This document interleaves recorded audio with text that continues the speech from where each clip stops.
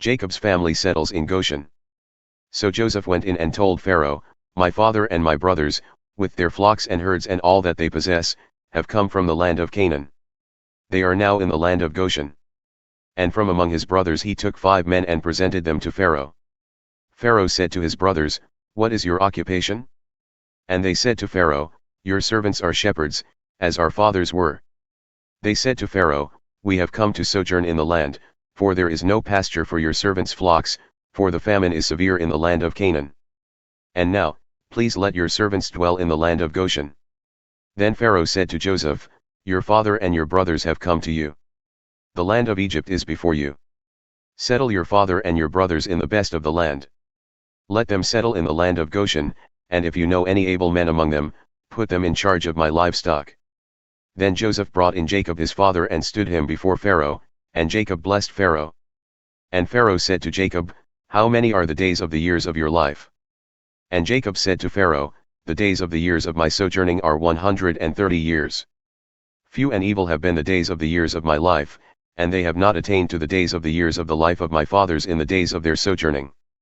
And Jacob blessed Pharaoh and went out from the presence of Pharaoh.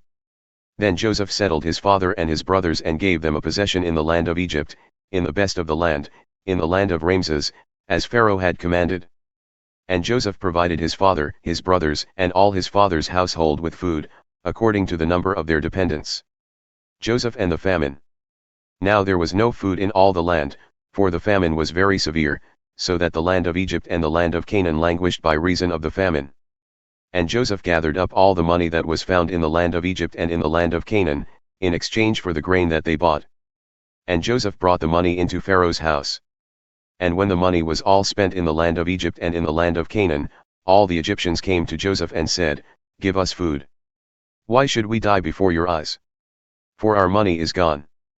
And Joseph answered, "Give your livestock, and I will give you food in exchange for your livestock, if your money is gone." So they brought their livestock to Joseph, and Joseph gave them food in exchange for the horses, the flocks, the herds, and the donkeys. He supplied them with food in exchange for all their livestock that year. And when that year was ended, they came to him the following year and said to him, "We will not hide from my lord that our money is all spent. The herds of livestock are my lord's. There is nothing left in the sight of my lord but our bodies and our land. Why should we die before your eyes, both we and our land? Buy us and our land for food, and we with our land will be servants to Pharaoh. And give us seed that we may live and not die, and that the land may not be desolate." So Joseph bought all the land of Egypt for Pharaoh, for all the Egyptians sold their fields, because the famine was severe on them. The land became Pharaoh's. As for the people, he made servants of them from one end of Egypt to the other. Only the land of the priests he did not buy, for the priests had a fixed allowance from Pharaoh and lived on the allowance that Pharaoh gave them, therefore they did not sell their land. Then Joseph said to the people, "Behold, I have this day bought you and your land for Pharaoh. Now here is seed for you, and you shall sow the land. And at the harvests you shall give 1/5 to Pharaoh, and 4/5 shall be your own, as seed for the field and as food for yourselves and your households, and as food for your little ones." And they said, "You have saved our lives, may it please my lord, we will be servants to Pharaoh." So Joseph made it a statute concerning the land of Egypt, and it stands to this day, that Pharaoh should have the 1/5, the land of the priests alone did not become Pharaoh's. Thus Israel settled in the land of Egypt, in the land of Goshen. And they gained possessions in it, and were fruitful and multiplied greatly. And Jacob lived in the land of Egypt 17 years. So the days of Jacob, the years of his life, were 147 years.